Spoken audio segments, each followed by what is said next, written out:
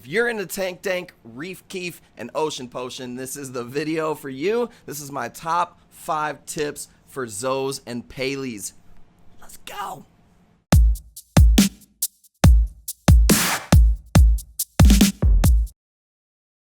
What's up, reefers? What it do? It's your boy Bobby from CushCorals.com. Thank you so much for popping by our YouTube channel. If you like what you see here, you need more Tankdank in your life, please go and hit that subscription button with the notifications on, and you will not miss a reef beat.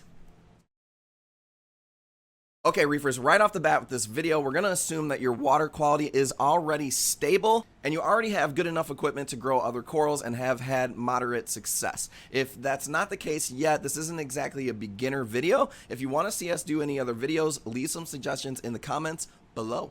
Okay, reefers, let's say everything's going good. Polyps are growing for you. You're seeing some growth. Now what you want to do is invest in some more polyps, some more zoes, some more paleys. One of the tips that I'm going to start off with is don't overbuy. The first thing a lot of people do when their collection is going good is they hit up these frag swaps and they just, I'm guilty of it as anybody. The problem is with these zoes, some of the parasites are so hard to see up front. It's very, very hard to not get some type of parasites. If there's any type of coral out there that has the most amount of parasites, I would put my money on Zoanthids and Paleys. So be careful, don't overbuy. If you know that you're going to buy some and you want to grow them out, be really selective.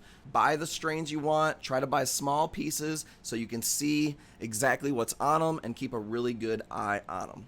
Okay, reefers, the second tip that I got for you is take a brush, something really, really, really delicate for your decadent dank, and lightly brush Zoanthids. If you see any problems, if you see any stuff building up, now keep in mind, the Zoanthids are going to try to gum up some type of stuff down as they form their base, but if you see anything that just doesn't look right, make sure you're identifying aptasias, make sure you're identifying parasites, and make sure you are taking a brush to them and getting any type of debris off of them. Sometimes that's all it takes to get a little mini colony to open up. So that's my second tip for you. Little tiny brush. I like to use a little cake brush or just the tiniest little faintest brush that I can, and I go kind of sideways. I don't poke it with the tips of the brush or the fine hairs, just very, very lightly brush it. Okay, reefers, if you're going to get serious about Zoanthids and Paleys, you definitely got to know about dipping. So that's going to be my third tip for you guys. Dips. Make sure you know your different ones. I'm not going to go through all the different ones that are out there. You can go on CushCorals.com and see what we use. You could always ask us questions on the Facebook page, but dipping and knowing what you're dipping for. Anytime I buy a new coral or a new fish or something that I'm just not sure about, plant, anything, I always type in what that is. Zoanthid, and then the next thing I type in is parasites, nuisances, anything like that, irritators. So what you're looking for is dips that you can dip your corals in before you go into your tank. A lot of times we have tanks that our corals go into after the first initial dip, then they get viewed for a while, which would be our quarantine, and then they go into another system and they sit there for a while before they'll go into the next system. And then one of the final systems, believe it or not, is just my little office tank that you see behind me. There's a lot of different Zoanthids in there, and they have been quarantined to the 10th degree before they got into there, and the only way to do that is with dips.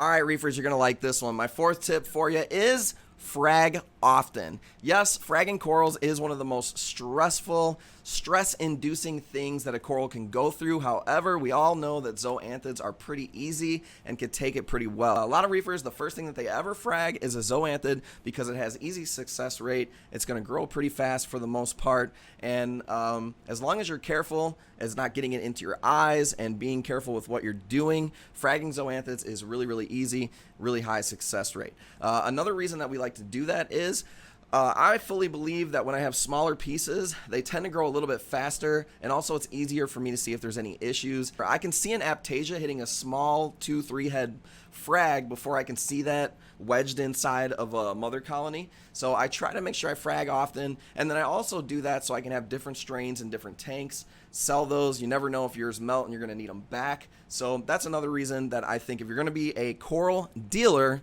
you're going to need to frag often. It's true.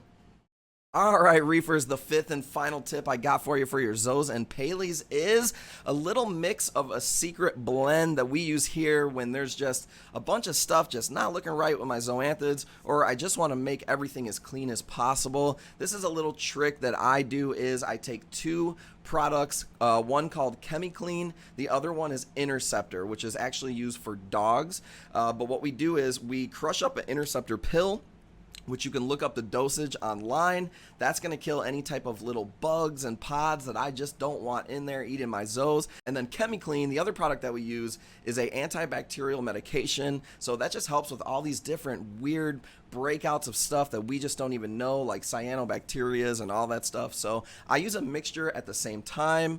I've always done it like that, and every time I use that mixture, my zoos always look really awesome after that. Interceptor, as far as I know, you cannot just buy over the counter. I had to have a veterinarian come to my shop and actually do a house call, so you might have to do that. It might be a little bit more difficult to get Interceptor, but if you can get your hands on some, definitely a good product. And that fifth tip that I just shared with you is something that I do when I'm not adding anything and I'm following those other tips, especially not buying a lot of stuff. I'm just in grow out mode. Everything's healthy. I don't want to contaminate anything. I hit it with that ChemiClean. I hit it with that Interceptor. Woo! Clean as a whistle. If you want to support the Tankdank lifestyle, go to kushcorals.com, pick up a shirt, pick up some corals, go to our Facebook page, Instagram, Twitter, and subscribe here on YouTube. Thank you so much for popping by, and I will see you on the next vid.